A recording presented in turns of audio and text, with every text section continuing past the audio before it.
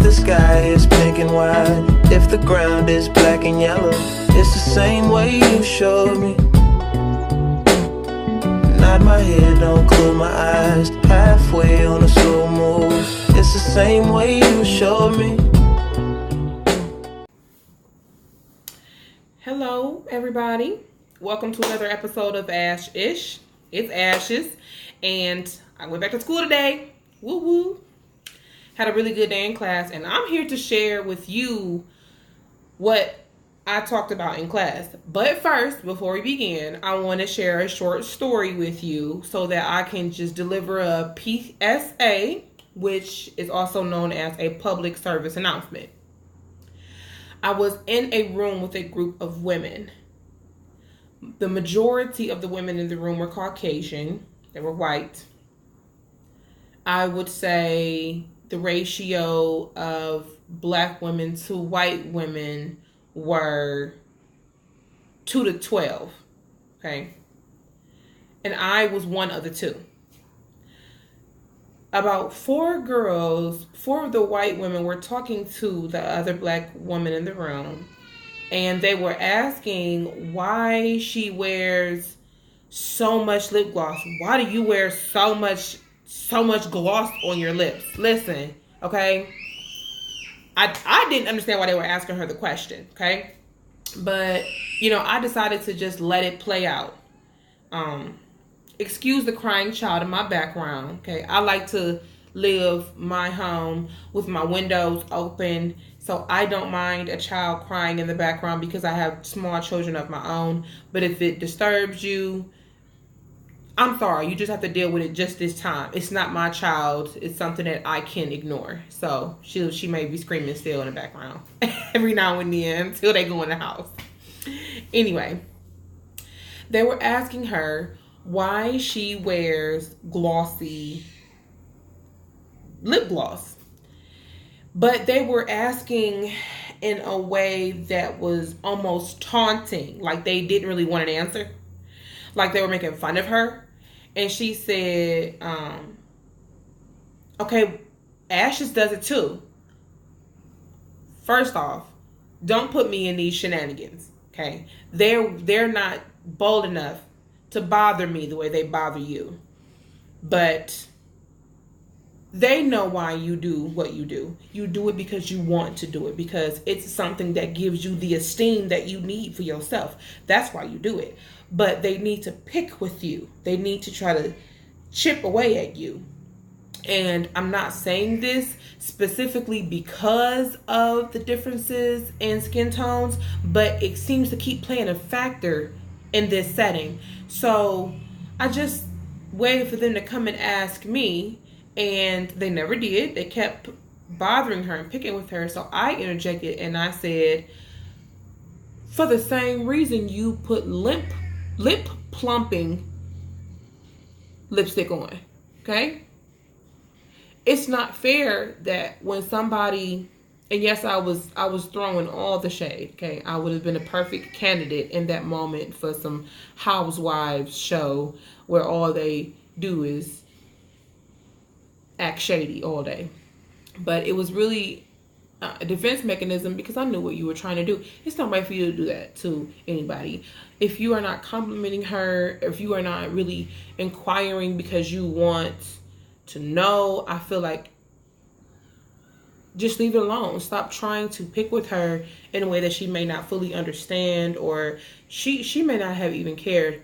But I felt like there was an injustice being done. No one asks you why you wear your hair in a messy bun. No one asks you why you dress the way you dress in a joking way. Not in this setting. I've never seen it happen, especially from black to white or white to white. I've never seen it happen. It's always this other black woman getting bothered and messed with. So going forward, if you find yourself being the antagonizer, cut it out. We don't like you. We don't want you here. Okay? It's all bad energy, and you slowing down the progress of people, women as a whole. You in the way. Okay? Just stop it. We don't want it. Okay? Let the girl wear what she wants to wear on her lips. Because when I mentioned the lip plumping lipstick, it was silence. Now you see how it feels. You didn't think that what you were doing was a problem, right? No, and it's still not a problem that you decide that you want to wear lip plumping lip gloss. But honey, this is our culture, okay? This is what we do. This is what we do. And we love ourselves. We love ourselves. And we never hated you to love ourselves. So I encourage you to do the same, but project that love too. Project it, okay? So once you give yourself that esteem, give it to someone else. When you see this woman feeling confident with this look, compliment her and leave it at that. And if you can't say anything nice, don't say anything at all, okay? All right, that's the end of the PSA. Now, to correctional nursing. The only time you will ever run into a nurse who is in correctional nursing is if you are in an institutionalized correctional facility, which means you are in jail, okay? That is where you will find a correctional nurse. But this specific video is really geared towards the issue of custody versus care, the custody versus care debate. And what that is saying is, as a nurse, we all know that you have created a vow within yourself. It's just something that we do to care, okay, to care. And you didn't say, well, I'll care for these people, but I won't care for these people. If you feel that way, you're not a good nurse. You won't be a good nurse, okay? That's just how it is. You cannot pick and choose who you care for, okay? But with that being said, what if, as a correctional nurse, one day you have to care for a murderer? Because the day may come, okay? Can you do that? Can you do that, okay? Do you really want to care for a murderer? Is it something that you think you could do? Morally, do you think it's something that you could do? While I think there's no general right or wrong answer to here, because everyone has a specific set of morals and values that they live by that shapes the person that they are in society, as a nurse, you signed up for a specific set of roles. And it's all in your employee packet. It always is. These are the things that we expect you to do every day, okay? And none of those things are to deliberately put someone's health and life in jeopardy, okay? I feel like patients need to be advocated for despite what they have done. And this is the reason why I am saying what I'm saying. There is a recent story that I have linked in the area below this video where I do all my typing, of a woman in Denver who is suing the Denver Sheriff's Department because she gave birth in jail on her cell floor.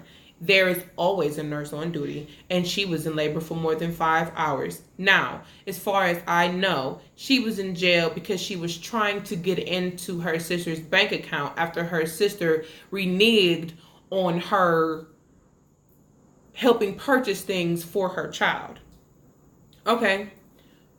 Did she do it? She probably did. But guess what? Her baby did not have to be born on that floor. But instead of them seeing her, instead of this nurse, this correctional nurse, seeing her as a patient who needs her attention right now, this nurse decided, you a thief anyway. I'm not about to give you attention like you know, some person that just walked in. Listen, you don't even, when people come into the hospital, when they come into these other healthcare facilities, you have no idea what they've done or haven't done. You have no idea. You have no idea.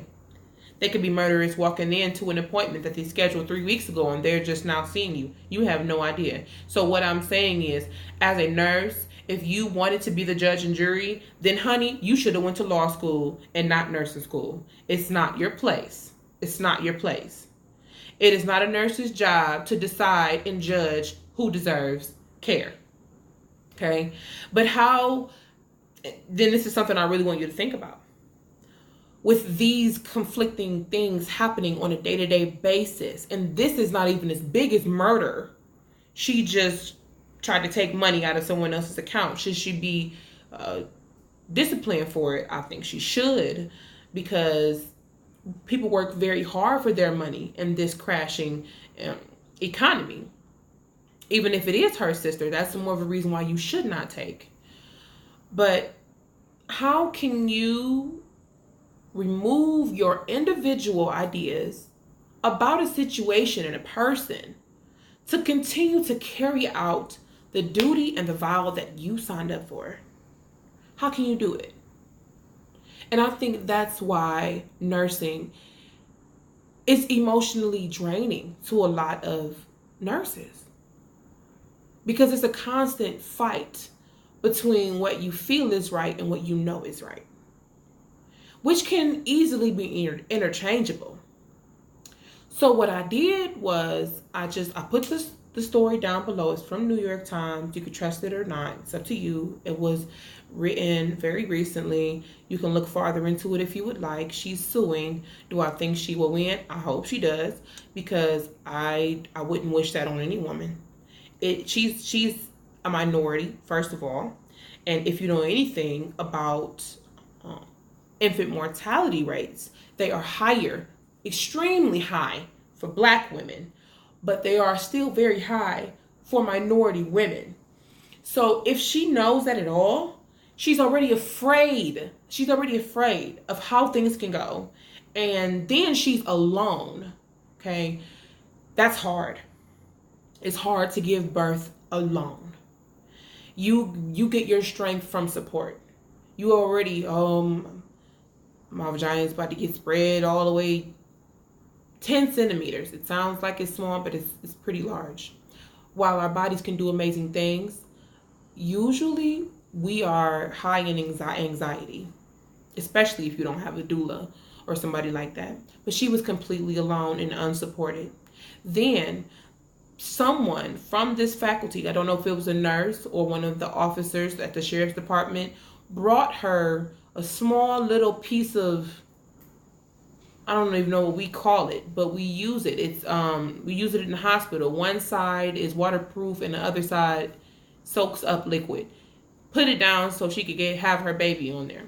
And I'm gonna tell you exactly what I would have done as a nurse. If it was me, the moment I realized that you were having contractions and they were at the point where you were in active labor, I would have called EMS. I would have called EMS. I would have made sure that I already had base vital signs for you. I would have called the hospital that you had interest in going to. I would have been monitoring you frequently because you were so far in your pregnancy. And I would have been in that room with you on my hands and my knees to help you and catch your baby and give you a hug and let you know that you are not alone right now, because you could die right here in this jail cell trying to do this by yourself. You may not always know what you're doing when you are fearful.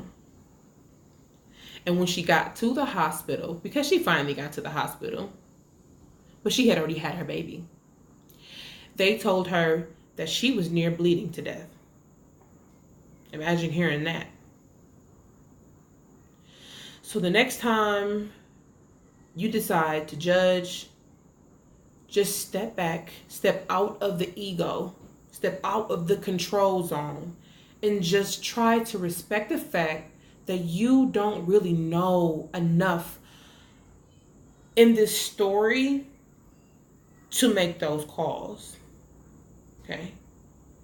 You don't want to be the nurse that's overworked and you're a yes man and things like that, but you want to save a life if you can.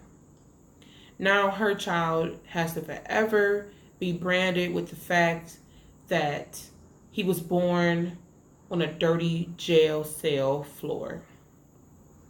It's really unfair. It's really unfair. And if you've ever been in a position like this, you can empathize with this woman.